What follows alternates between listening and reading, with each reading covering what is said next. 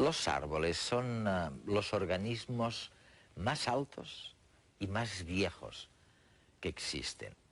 Y además son un milagro constante, una especie de ecosistema en donde se interaccionan miles de organismos.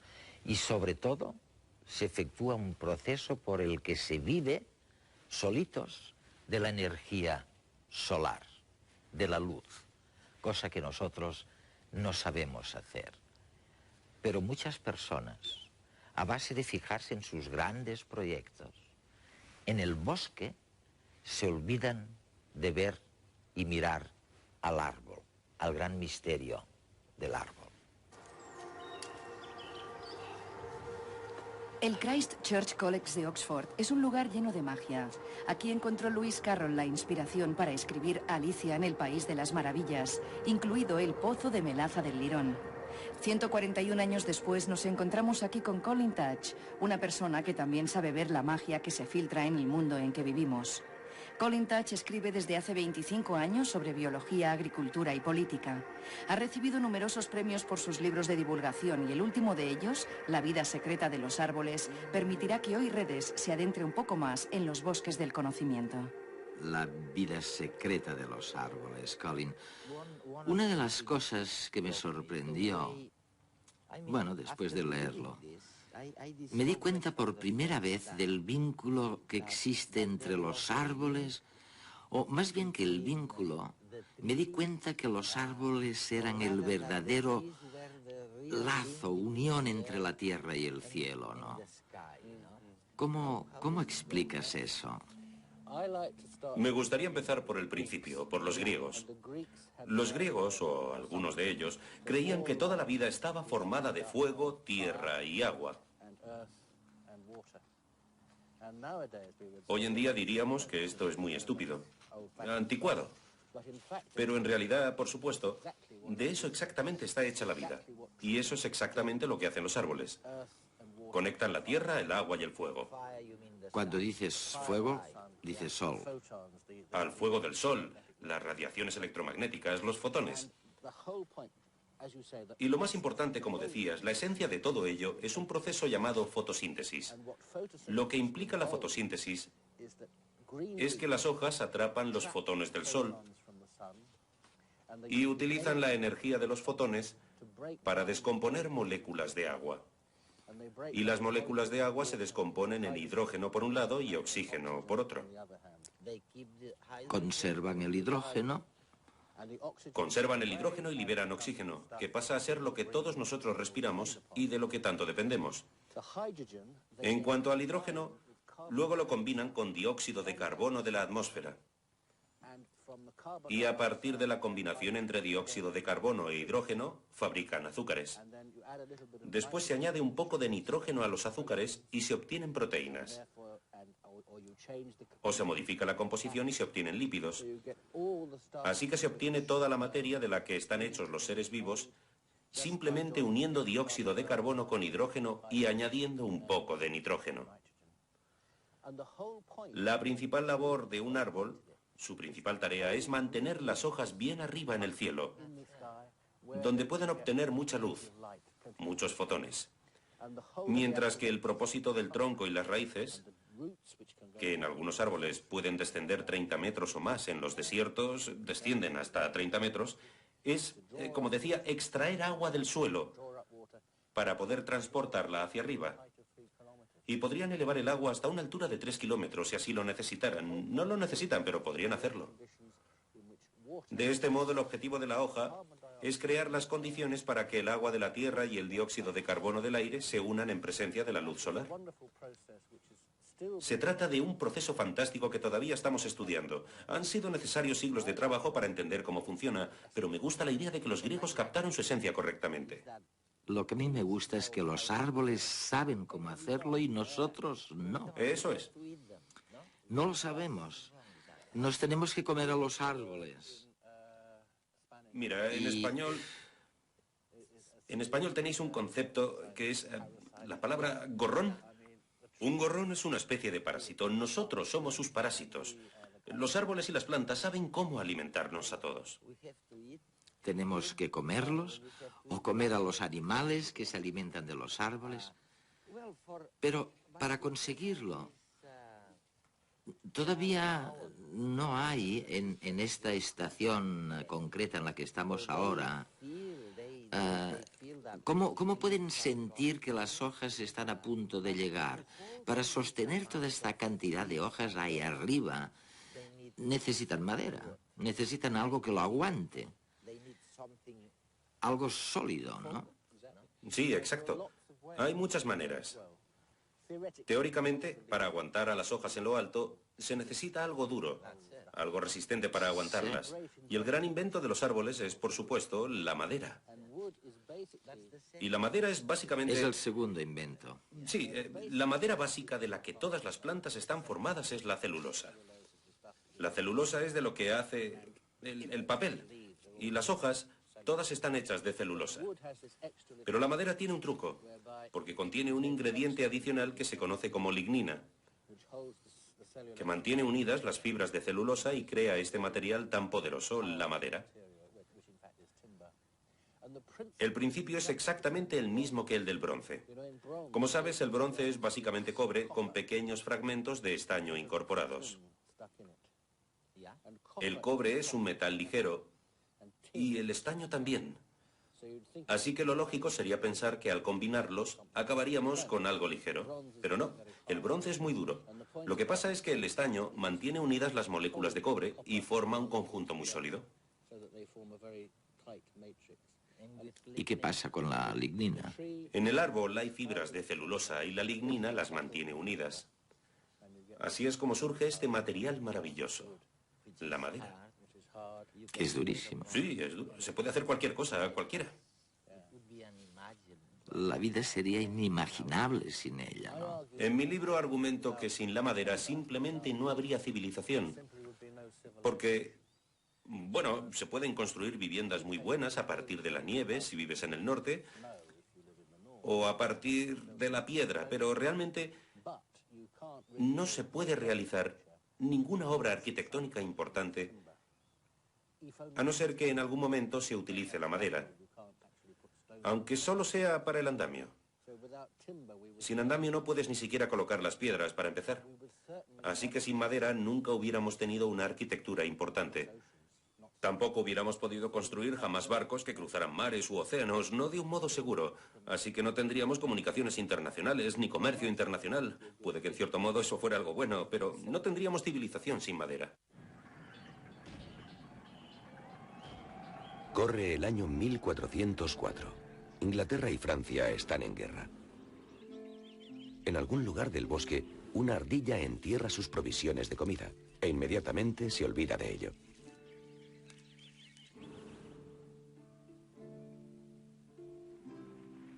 Durante la primavera siguiente, un pequeño brote logra abrirse paso desde el suelo hacia la luz y emprende la larga y peligrosa vida de un roble.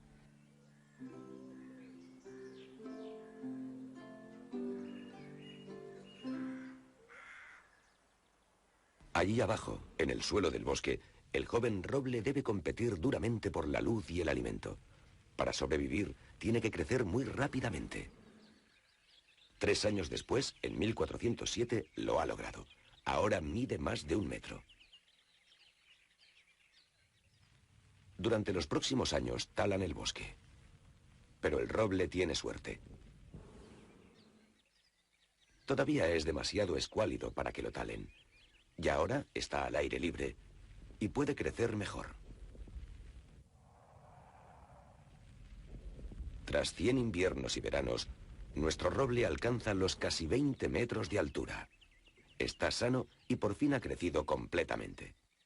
Pero allí arriba, en la copa del árbol, se oculta un problema. Una capa blanca empieza a extenderse sobre algunas hojas. Se trata de un hongo llamado mildiu. Está resecando las hojas. Los parásitos, como los pulgones y las moscas de las agallas, también le están causando problemas a nuestro roble, pero el clima llega en su ayuda. Se vuelve más frío a partir de 1550 y los huéspedes oportunistas ya no pueden multiplicarse tan deprisa. Cuando acaba la Guerra de los 30 años, en 1648, Nuestro roble ya tiene más de 200 años. Es un verdadero gigante. Pero eso es peligroso, porque ahora es más vulnerable a los daños causados por el viento y los relámpagos.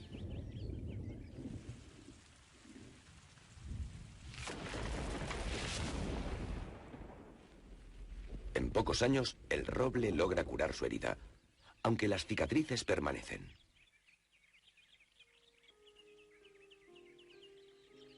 El año en que Napoleón es coronado emperador, 1804, nuestro roble cumple 400 años. Ha envejecido. Las bacterias y virus lo están haciendo enfermar.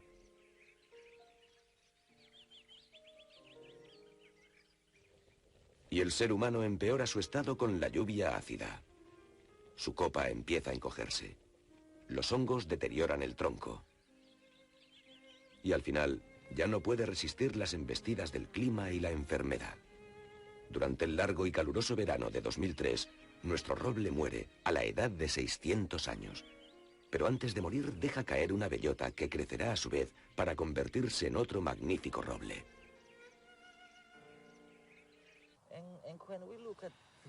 Basta con mirar a los árboles para darse cuenta de que no tienen cerebro, carecen de sistema nervioso. Y sin embargo, no es que simplemente estén ahí parados, quietos, ¿sabes? Tienen que pensar cuándo tendrán que mudar las hojas. Tienen que pensar cuándo echarán flores. Tienen que pensar cómo reproducirse, supongo, ¿no? Claro. Tienen que crecer en una determinada dirección concreta, no en cualquier dirección. Oye, y tienen que hacer todo esto sin cerebro. ¿Cómo demonios se las arreglan? Es maravilloso. Como dices, si eres un ser vivo, cualquier ser vivo, incluso si solo eres un árbol, la vida es muy complicada. Porque tienes que cooperar con determinadas criaturas y competir con otras. Y también tienes que llevar a cabo la tarea cotidiana de obtener sustancias del aire. Es una vida muy complicada. Y no solo eso, no solo basta con responder. Si eres un árbol, no puedes decir, mira, hoy hace sol, creo que sacaré algunas hojas. Será demasiado tarde. Tampoco puedes decir, vaya, empieza a hacer frío, voy a cerrar mis hojas, estarías muerto antes. Es necesario anticiparse a lo que ocurrirá. ¿Y cómo lo hacen? Pues a mitad de invierno, cuando parece que no estén haciendo nada, se están preparando para sacar las hojas cuando llegue la primavera. Y en pleno verano, cuando parece que puedan seguir así para siempre, se están preparando para mudar las hojas. Se preparan para el otoño. Y la clave resulta ser la duración del día. ¿Saben cuánto duran los días? Bueno, no es que lo sepan exactamente, pero pueden diferenciar si los días se están alargando o acortando. Ah, sí. Pero resulta que no están respondiendo realmente a la duración del día, como decías. Están respondiendo a la duración de la noche. De la noche, dices. Sí, así que parece que respondan a los días cortos, pero en realidad responden a las noches largas y así. Lo más interesante es otra cosa que pueden hacer. Pueden recordar lo que les ha pasado antes. Vaya. Así que si un árbol, por ejemplo, como este, se hubiera visto expuesto a mucho viento, recordaría que había estado expuesto al viento en el pasado y se volvería más grueso. Más ancho. Eso es, más grueso de lo que hubiera sido de otro modo. Y otro ejemplo de esto es que algunos árboles, bueno, ¿sabes el alerce, una conífera? Pues a menudo lo atacan las orugas y pierde todas sus hojas. Eso es terrible para un árbol. Pero si en un año concreto lo atacan las orugas, al año siguiente produce unas hojas muy, muy cortas, que a las orugas no les van bien. Así que las orugas se convierten en mariposas y, bueno, ponen huevos para alimentar a las larvas de nuevo. Pero las larvas se han replegado y ya no hay nada para alimentarlas. O sea que los árboles tienen memoria. Sí, ¿se acuerdan? Todas las especies tienen su nivel de complejidad. Y los árboles se las arreglan para hacer todo lo que necesitan sin un cerebro, sin mente. Se me ocurre una pregunta. Sí, la verdadera pregunta para que respondan tus amigos neurólogos es ¿por qué nosotros nos molestamos en tener un cerebro si criaturas como estas funcionan sin él? Creo que hay una respuesta, pero no la pueden responder.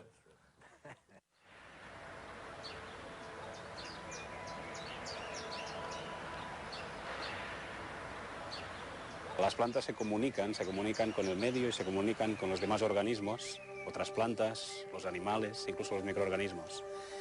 No conocíamos bien cómo lo hacían, pero cada vez tenemos más información de cómo lo hacen, desde el punto de vista físico y desde el punto de vista químico.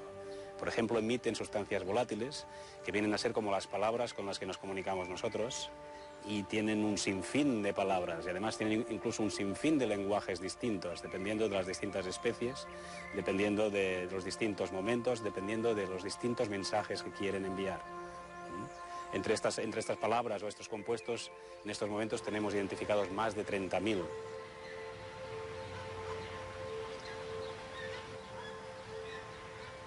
Estas sustancias volátiles que emiten las plantas, estas palabras de su mensaje comunicativo con el medio, son recogidas, las recogemos en tubos de absorción, que luego llevamos al laboratorio para analizarlos por cromatografía y comprobar qué sustancias ha emitido exactamente la planta en su intento de comunicarse con el medio y con los demás organismos.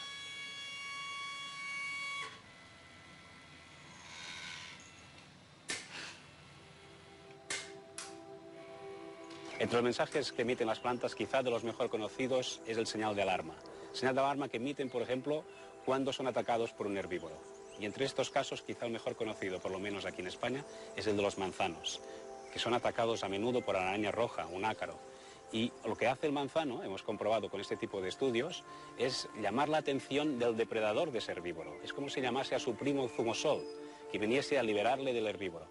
Un experimento que puede hacer cualquier estudiante de bachillerato o cualquier persona interesada para comprobar esto que estamos contando es simplemente poner una hoja de manzano con araña roja, otra hoja de manzano sin araña roja, liberar los ácaros depredadores y ver hacia dónde se dirigen. Y comprobará para su sorpresa y para un efecto muy interesante, que es que los ácaros depredadores son atraídos por la hoja de manzano que tiene el herbívoro. Las señales de alarma no solo sirven para comunicarse con animales depredadores, sirven también para comunicar a las plantas vecinas de que existe un peligro. Quizá el caso mejor conocido es el de las acacias, cuando son atacadas por jirafas. Emiten señales que le sirven a las acacias vecinas para empezar a producir tóxicos que les permitan defenderse de ese ataque, de esa herbivoría por las jirafas. Otra de las conversaciones o de tipo de lenguaje que utilizan las plantas es un lenguaje de amor, es el lenguaje de atracción del polinizador, por ejemplo, con señales químicas características que atraen al insecto que debe polinizar, por ejemplo, estas flores. En algunos casos un lenguaje es absolutamente específico. Determinadas especies solo hablan con determinadas avispas y esas avispas solo hablan con determinadas flores. Hacen como los poetas, se esfuerzan para desarrollar nuevos mecanismos, buscar nuevas palabras. Y, por ejemplo, hay algunas, como las aráceas, que son capaces de calentarse hasta más de 20 grados por encima de la temperatura ambiente con tal de volatilizar nuevos compuestos que atraigan al polinizador, por ejemplo, en el caso de las aráceas, las moscas. Las señales no son solo de amor o de alarma, son también a veces de competencia, de guerra, de confrontación. Y esto es un poco controvertido, pero parece, por ejemplo, que estos arbustos son capaces de emitir volátiles, señales de este tipo, que alteran el funcionamiento de las gramíneas, de los pastos. Por ejemplo, consiguen que respiren mucho menos eficientemente, de forma que gana terreno el arbusto al pasto, en un lenguaje de guerra, de confrontación, de competencia, de alelopatía, como se conoce en términos científicos.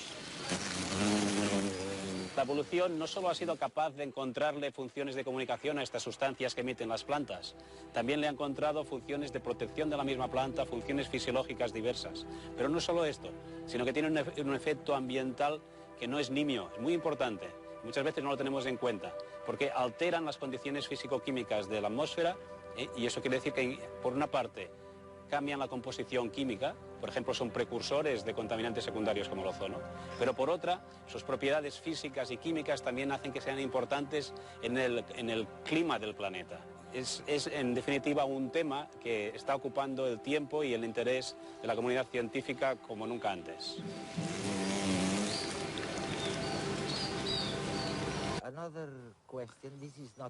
Otra pregunta, y esta ya no es un misterio, sino una pregunta complicada.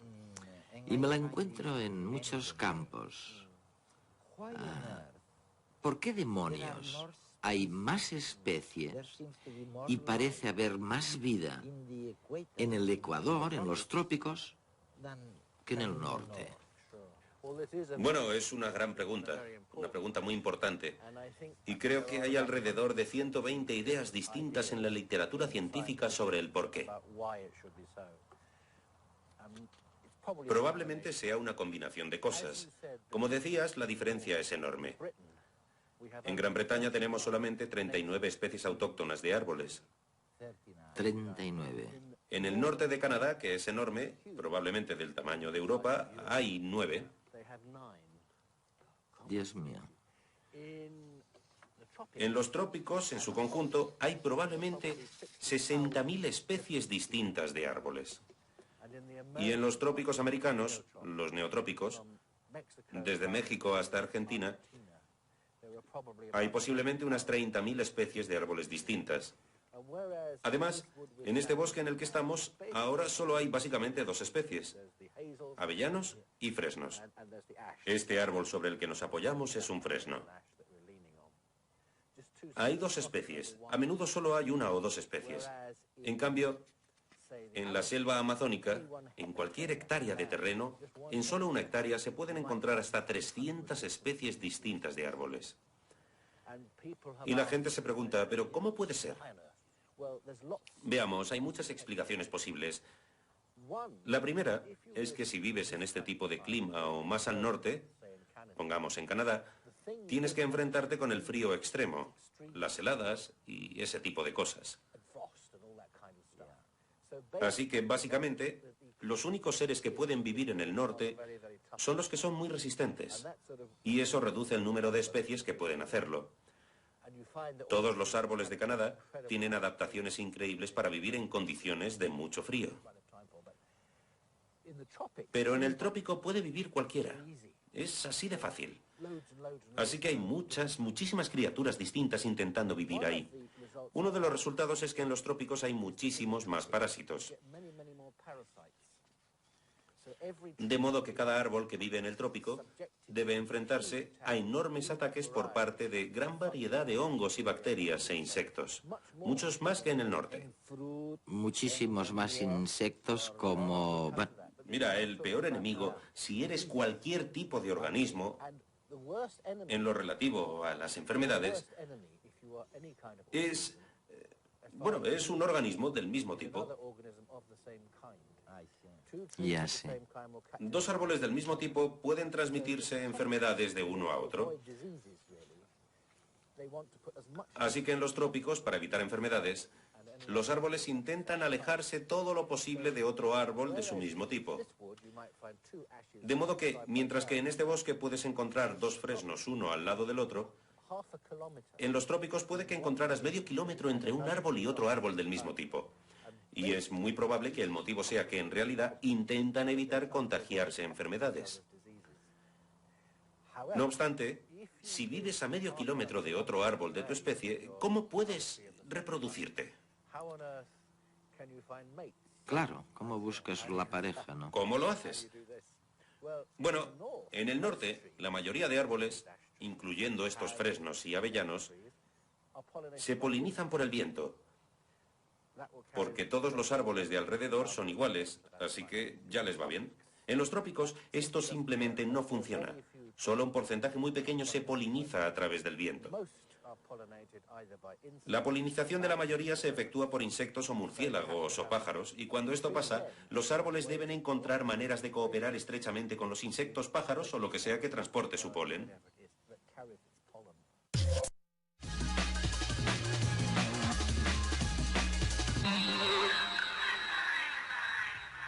Hasta hoy se han utilizado técnicas como el injerto para conseguir copias idénticas de un árbol. Pero ahora la biotecnología forestal nos ofrece más ventajas con sus cultivos in vitro.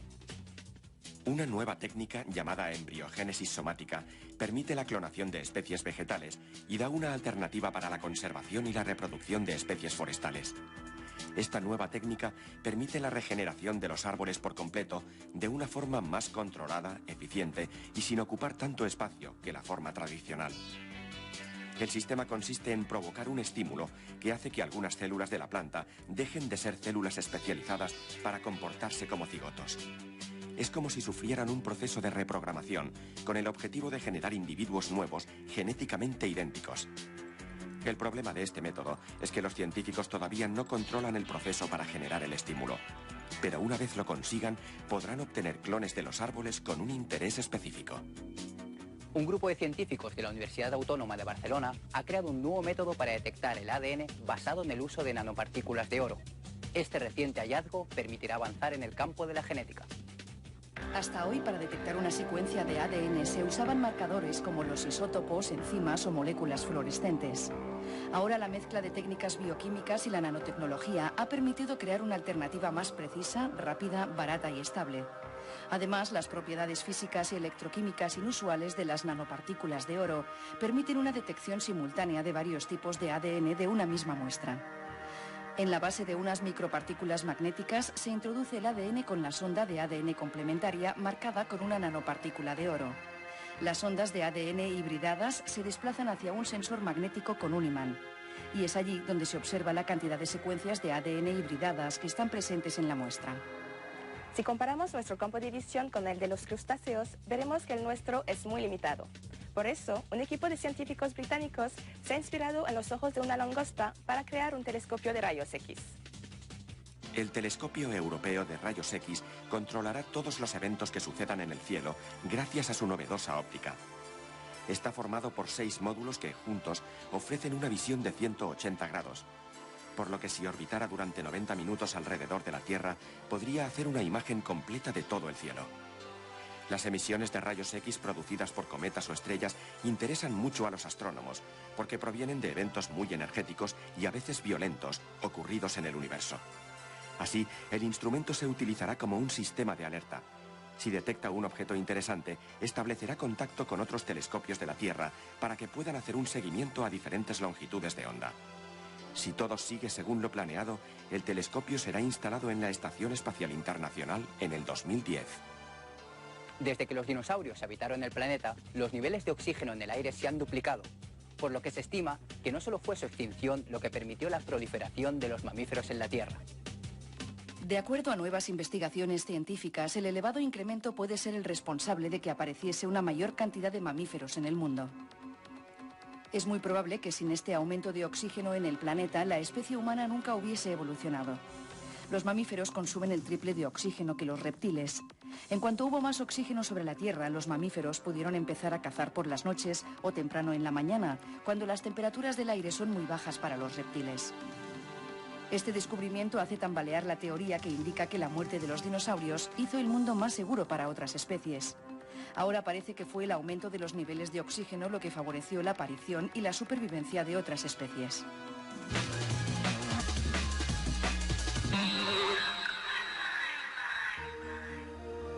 Cuando visitamos un jardín botánico, todos esperamos encontrar un bonito paisaje de plantas y flores, y más en primavera. Pero además, en los jardines botánicos también se lleva a cabo una importante labor de investigación. El Banco de Semillas del Jardín Botánico de Barcelona ha recibido un fuerte impulso gracias al proyecto GenMedoc. Este proyecto es un proyecto europeo, un proyecto Interreg, que pretende crear una red de bancos de semillas de la Mediterránea occidental, para intercambio de metodología, protocolos y en definitiva experiencia entre bancos que conservan semillas de especies mediterráneas. Estamos ahora haciendo la recolección de toda una serie de especies de uno de los hábitats de estudio. Cuando recolectamos especies para la conservación, no solo recolectamos esas especies raras o amenazadas, sino que también recolectamos aquellas especies estructurales representativas del hábitat al que pertenecen estas especies raras o amenazadas. De esa forma, en caso de que se tengan que reintroducir en la naturaleza, se reintroducen también con todas las especies acompañantes. Bueno, esta es la semilla que hemos traído del campo, son las infructescencias y procederemos a su limpieza. Bueno, la forma de limpiarla pues será desgranando uno a uno. Una vez las semillas limpias, las pesaríamos. Vamos a tomar una serie de datos morfométricos. Hacemos siempre el peso fresco total de las semillas, del lote, y luego el peso fresco medio por semilla. Y una vez pesadas, las semillas se introducen en estas cámaras con sílica gel para deshidratarlas. Lo que permiten es que la atmósfera esté más o menos entre un 15 y un 20% de humedad relativa,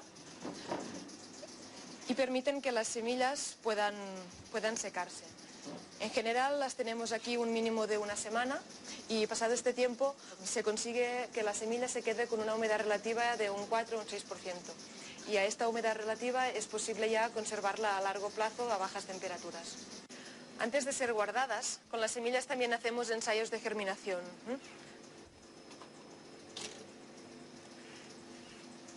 Esta es una cámara de germinación que nos permite controlar las condiciones de luz y temperatura, y de este modo intentamos encontrar un protocolo eficiente para que las semillas germinen.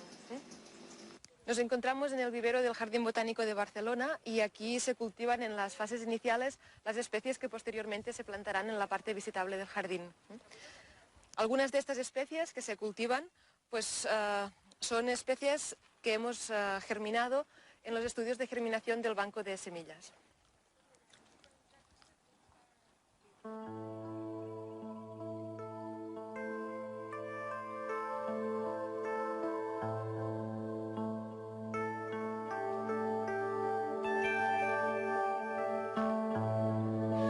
El Jardín Botánico de Barcelona está especializado en vegetación mediterránea, no solo de la cuenca mediterránea, sino de todas las zonas del mundo que tienen clima mediterráneo, que son Sudáfrica, Australia, Chile central y California.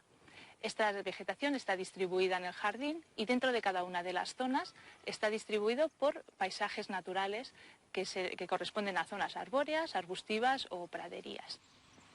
En el sitio donde estamos ahora, estamos en el Mediterráneo, la parte occidental, y justo en un paisaje que corresponde a las rocallas. Esta zona es una zona de conservación que la utilizamos para introducir todas las plantas que derivan de los proyectos del banco de semillas, que una vez germinados en nuestros viveros, se introducen al jardín y se cuidan, y aquí es donde se dan todas las explicaciones de cara al público en general de todos los proyectos de conservación que se realizan en el jardín.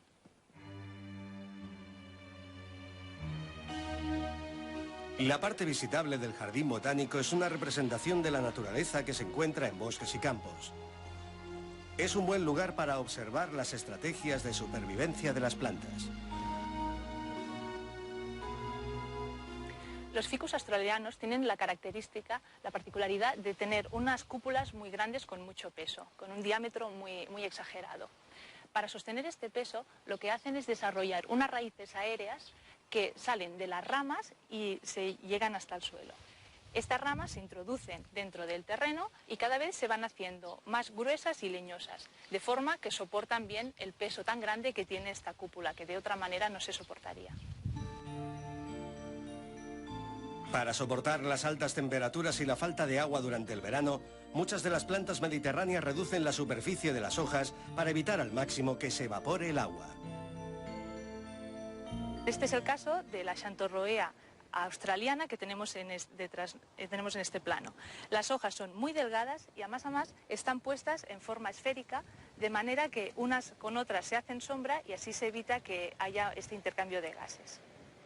Las plantas mediterráneas también tienen sus sistemas de autodefensa para evitar que sean comidas por animales. En este caso podemos ver el ejemplo de las espinas. Estas estructuras evitan que muchos animales puedan alimentarse de las partes tiernas de las plantas. Otra de las adaptaciones de las plantas para evitar ser comidas es los aromas que desprenden, las plantas aromáticas, que para nosotros resultan muy agradables y se utilizan mucho en aspectos culinarios, en cambio para los animales son bastante repelentes, y de esta forma las plantas evitan que sean comidas.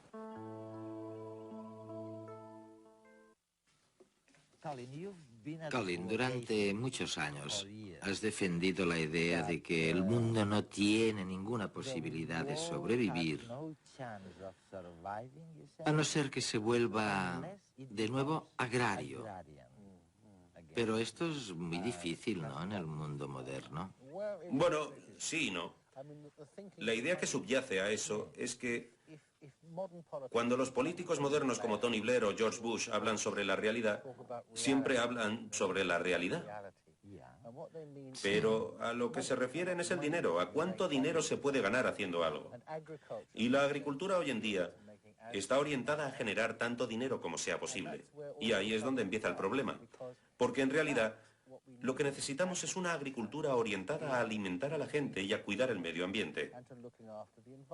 Y a dar trabajo a la gente. Y una agricultura que alimente a la gente y genere empleo y cuide el medio ambiente es muy distinta de una agricultura que simplemente produzca mucho dinero. Además, la agricultura que solamente genera mucho dinero no puede durar, es totalmente insostenible. De modo que la verdadera realidad no significa hacer mucho dinero, significa respetar la estructura física real del mundo. ¿Y cómo se consigue alimentar a la gente en una sociedad agraria? Quiero decir, estáis empezando a hablar de la agrosilvicultura, por ejemplo, o de la ecosilvicultura. ¿Qué más? ¿Producís nuevos bienes que ahora se fabrican en los centros urbanos? ¿Os olvidáis de la agricultura industrializada? ¿La prohibimos? ¿Qué significa exactamente tu esquema? La agricultura moderna está muy industrializada. Grandes máquinas, monocultivos, el mismo cultivo en todas partes y muy poca gente. En este país es posible encontrar 1000 hectáreas en las que solo trabaje una persona, un trabajador. Mientras que en una sociedad agraria tradicional había cientos y cientos de personas trabajando en esa misma zona. Y cuando hay cientos de personas trabajando en la misma zona, su trabajo es muchísimo mejor. Realmente se aprovecha más la tierra y de un modo mucho más seguro se consigue más de los animales y las plantas. ¿Esto pasaba antes? Sí. Hasta hace quizá unos 50 o 30 años, la mayoría de las economías mundiales eran principalmente agrarias. La mayor parte de la gente, o una enorme proporción de la población, trabajaba en el campo. Incluso en Inglaterra hace 40 años, alrededor del 20% de la población trabajaba en el campo. Ahora es solo el 1%. Lo que estaría bien sería enseñar a los niños bueno, cosas como extraer energía de los árboles en lugar de extraerla de los motores. Sí, todo eso. Pero estamos muy lejos de todo eso, ¿no? Cada vez más lejos. Vamos, que si trajéramos a algunos niños a esta granja ahora estarían totalmente confundidos. No tendrían ni idea de lo que está pasando. Es un tópico. Se dice que los niños ya no saben que la leche viene de las vacas y cosas así. No saben que los embutidos proceden de los cerdos. Una de las grandes esperanzas para el futuro es la agrosilvicultura, en la que se conjuga la agricultura y el cultivo de árboles simultáneamente. Tenéis un buenísimo ejemplo de esto en España con los alcornoques, un sector maravilloso. Y los cerdos ibéricos, que producen uno de los mejores jamones del mundo. En la actualidad, tengo entendido, eso está amenazado, porque el corcho ahora se sustituye por el plástico, por lo que el sector de los alcornoques está en decadencia. Y bueno, las grandes fábricas porcinas están haciéndose con el control porque son más baratas. Y sin embargo, el futuro está en algo que ya tenéis. Tú recuerdas que no se trata de volver solo a la agricultura, sino de combinar la ciencia, la tecnología y la explotación agraria. Esto sería tu visión del futuro. Sí, utilizar la ciencia moderna, la tecnología moderna, para establecer un trabajo agrícola adecuado y dejar de utilizarlo para sustituir el sistema agropecuario por fábricas para producir cerdos, etcétera, etcétera, etcétera.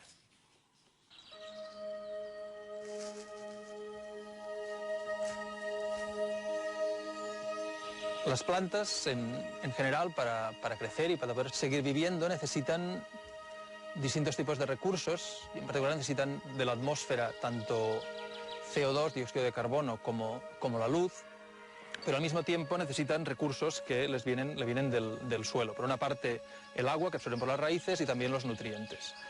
Esto hace que necesiten un sistema de transporte eficiente que les permita subir la savia, subir el agua desde el suelo hasta las hojas donde se realiza la fotosíntesis. Esto es especialmente así en el caso de los árboles, como estas hayas que tenemos aquí, que han ido creciendo en altura en dirección a la luz y en algunos casos llegan a tener alturas muy importantes.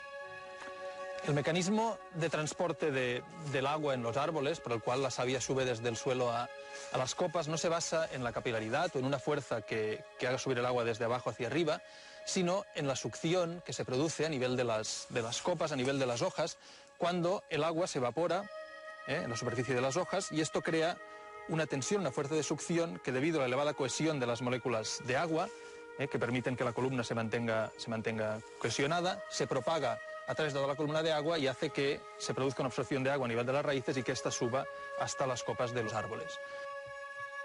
Cuando estas tensiones, esta fuerza de succión es muy grande, lo que ocurre es que la columna de agua puede romperse con facilidad. Y esto crea, de hecho, unas obstrucciones en los conductos que reciben el nombre de embolismos o embolias y que son totalmente análogas a las obstrucciones que tenemos en el sistema circulatorio de los mamíferos y de las personas, y que tienen también el mismo efecto, que es que los conductos afectados dejan de poder transportar agua, y si se generaliza hace que la planta no pueda llevar el agua hasta las copas, por tanto que las copas se sequen y a largo plazo incluso que la planta pueda morir. A medida que los árboles crecen en altura, aumenta también la resistencia que ha de vencer el agua para llegar hasta las copas. Esto implica que la succión que se ha de realizar a nivel de las hojas para subir el agua también aumente, lo cual hace que se incremente también la probabilidad de que se produzcan embolias en el sistema conductor y por tanto que éste deje de transportar agua. Y esto implica, al fin y al cabo, que ha de existir una limitación, un límite a la altura máxima que pueden tener los árboles. En un estudio muy reciente realizado en California, en Estados Unidos, se han escalado los árboles más altos del mundo, que tienen una altura cercana a los 120 metros, y son secuoyas muy parecidas a esta especie que tenemos aquí a nuestro lado. Lo que se vio en este estudio, simplemente analizando el funcionamiento de las hojas a distintos niveles de la copa, es que las hojas que estaban situadas en la parte superior, a estos 120 metros de altura, funcionaban cerca de lo que se considera el límite fisiológico al cual pueden llegar a trabajar las hojas, y que por tanto estos árboles han llegado básicamente a lo que es el límite máximo de altura a la que se puede llegar en la Tierra. David, lo llamáis a esto muebles vivos. Muebles vivos, sí. Y al parecer esto ya hace mucho tiempo que se hace en Japón. Sí. ¿Por qué no me explicas un poco cómo lo hacéis? Esto de aquí es para mantener lejos a las ardillas. Claro, y esto es lo que será... Esto será un pequeño taburete. Un pequeño taburete para sentarse. Sí. Sin clavos. No. Ok, veamos cómo lo haces. Lo que se hace es a partir de arbolitos jóvenes, como estos, que tengan unos 6 meses. Los pones ahí para empezar y después de la primera estación habrán empezado a crecer. Ya lo veo. Así que están listos ahora para pasarlos por estos 2 agujeros. Ese quedaría entonces injertado ahí. Está claro. Y este pasaría por aquí, así que acabas consiguiendo una estructura. Se utiliza como patas y estructura. Ya. Y al final de la próxima estación, vuelves a doblarlos, hasta que al final acabas con un pequeño taburete y su estructura. Y simplemente colocas una tabla encima. Vas al bosque y buscas una tabla para conseguir una mesita o un pequeño taburete. Que está hecho realmente de algo vivo, ¿eh? Eso es. Y tarda unos 5 años. 5 años y taburete. Y estas plantillas evidentemente se tiran cuando se acaba el proceso. ¿Lo estáis haciendo ya aquí en el Reino Unido? Sí, se hace. Hay alguien que lo hace. Christopher Cattle. ¿Y quién compra estas cosas? Quien quiera. También puedes comprar las plantillas. Y hacerlo tú mismo, Y hacerlo ¿no? tú mismo. Es muy bueno para los niños en edad escolar, porque les da un proyecto. Y si los niños pequeños lo plantan, cuando acaban la escuela tendrán un pequeño taburete que han cultivado ellos mismos. Y sobre todo aprenden que hacen falta 5 años para tener una planta, ¿no? Sí. Y también me parece que es muy bonito hacerlo como algo conmemorativo. Por ejemplo, a mi madre le hubiera encantado hacer algo así. Tenía cáncer. Y habría sido algo, ella amaba su jardín. Así que habría sido muy hermoso que los dos, juntos, hubiéramos plantado algo así y luego, ¿sabes? Al final yo habría tenido un taburete como recuerdo. Claro. De modo que hay muchas cosas que puedes hacer con esto. Mira, esta es una manera de utilizar todo lo que hay en el bosque realmente. Aquí tenemos un torno al aire y la idea es convertir cosas como esta en objetos bonitos como pimenteros y pasamanos y cosas así. De lo que se trata es de... ¿Ves? Aquí tenemos esta cuerda. La cuerda está sujeta, no lo ves desde ahí, pero está sujeta a una rama de ahí encima. ¿A una rama viva? A una rama del fresno. Esa es la fuente de energía. Y la energía viene de esta cuerda en la rama. Y se enrolla el cordel alrededor del objeto que quieres rotar. Todavía no está terminado. Pero la idea es que entonces presionas el pedal arriba y abajo y eso hace que esto gire. ¿Lo ves? Lo veo. Esto estará sujeto con tornillos. Y entonces puedes aguantar el formón o escoplo para empezar a trabajar. Si tienes uno eléctrico, como suele ser habitual, realmente no controlas la energía, es muy sofisticado. Pero este torno va tan rápido o lento como quieres que vaya. Así que tienes un control perfecto. Es ideal para enseñar a los niños. David quiere enseñar a los niños porque pueden controlar la velocidad y es realmente muy seguro.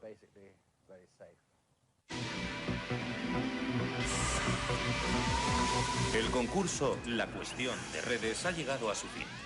Hemos recibido vuestras respuestas y un jurado experto seleccionará al ganador del concurso. Sabemos que la única manera de conocer el futuro es seguir vivos todo lo que podamos y verlo con nuestros propios ojos. Pero la evolución nos ha dotado con la capacidad de imaginar. ¿Qué respuesta nos sorprenderá con su viaje al futuro?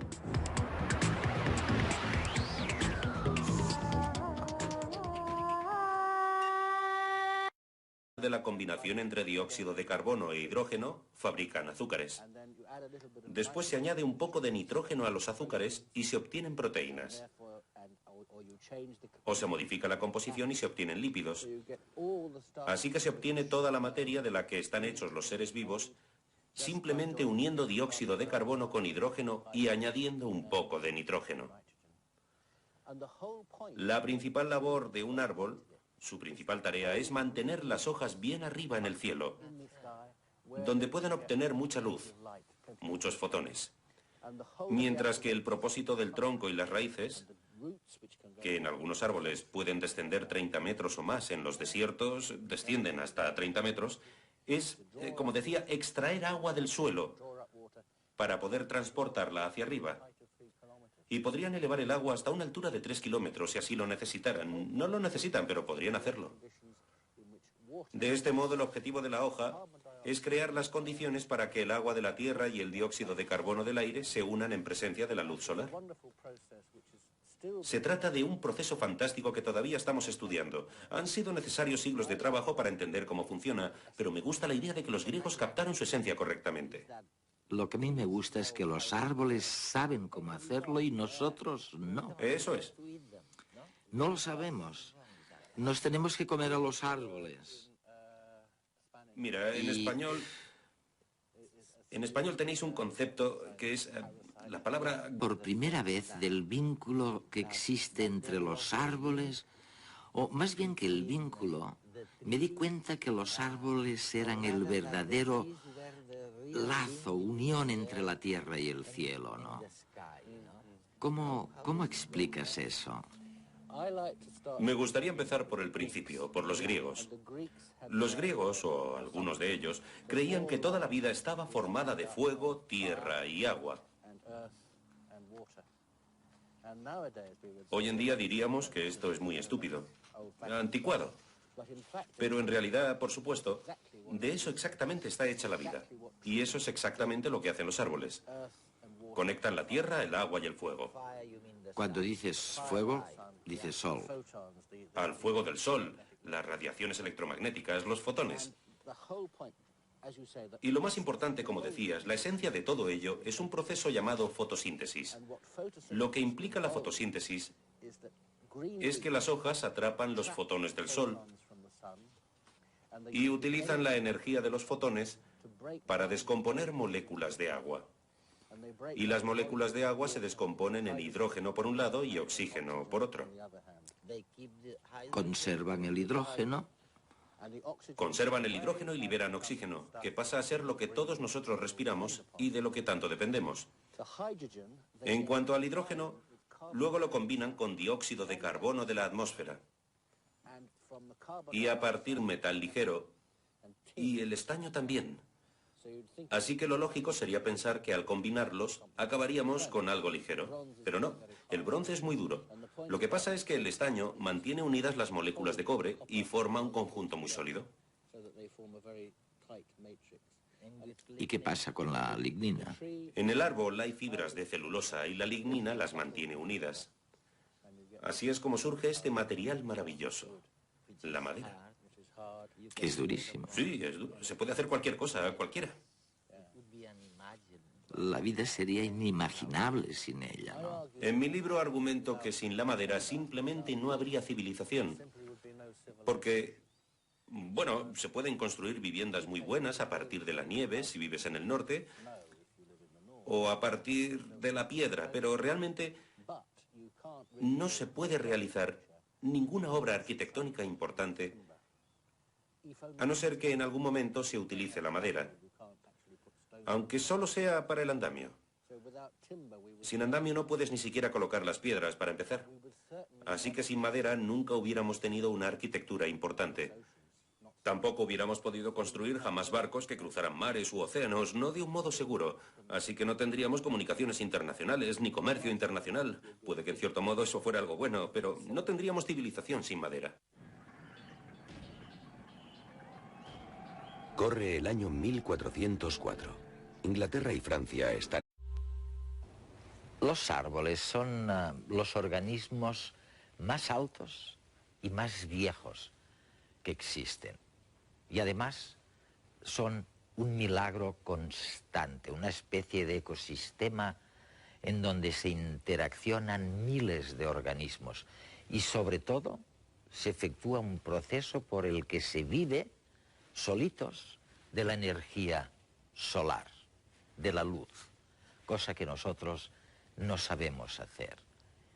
Pero muchas personas, a base de fijarse en sus grandes proyectos, en el bosque se olvidan de ver y mirar al árbol, al gran misterio del árbol.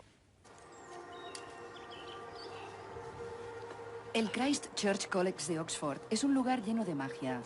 Aquí encontró Lewis Carroll la inspiración para escribir Alicia en el País de las Maravillas, incluido el Pozo de Melaza del Lirón. 141 años después nos encontramos aquí con Colin Touch, una persona que también sabe ver la magia que se filtra en el mundo en que vivimos. Colin Touch escribe desde hace 25 años sobre biología, agricultura y política. Ha recibido numerosos premios por sus libros de divulgación y el último de ellos, La vida secreta de los árboles, permitirá que hoy Redes se adentre un poco más en los bosques del conocimiento. La vida secreta de los árboles, Colin. Una de las cosas que me sorprendió, bueno, después de leerlo, me di cuenta... ¿Gorrón? Un gorrón es una especie de parásito. Nosotros somos sus parásitos. Los árboles y las plantas saben cómo alimentarnos a todos. ¿Tenemos que comerlos o comer a los animales que se alimentan de los árboles? Pero para conseguirlo, todavía no hay en esta estación concreta en la que estamos ahora... ¿Cómo pueden sentir que las hojas están a punto de llegar? Para sostener toda esta cantidad de hojas ahí arriba, necesitan madera, necesitan algo que lo aguante. Algo sólido, ¿no? Sí, exacto. Hay muchas maneras. Teóricamente, para aguantar a las hojas en lo alto, se necesita algo duro. algo resistente para aguantarlas. Y el gran invento de los árboles es, por supuesto, la madera. Y la madera es básicamente... Es el segundo invento. Sí, la madera básica de la que todas las plantas están formadas es la celulosa. La celulosa es de lo que hace el papel. Y las hojas, todas están hechas de celulosa. Pero la madera tiene un truco, porque contiene un ingrediente adicional que se conoce como lignina, que mantiene unidas las fibras de celulosa y crea este material tan poderoso, la madera. El principio es exactamente el mismo que el del bronce. Como sabes, el bronce es básicamente cobre con pequeños fragmentos de estaño incorporados. El cobre es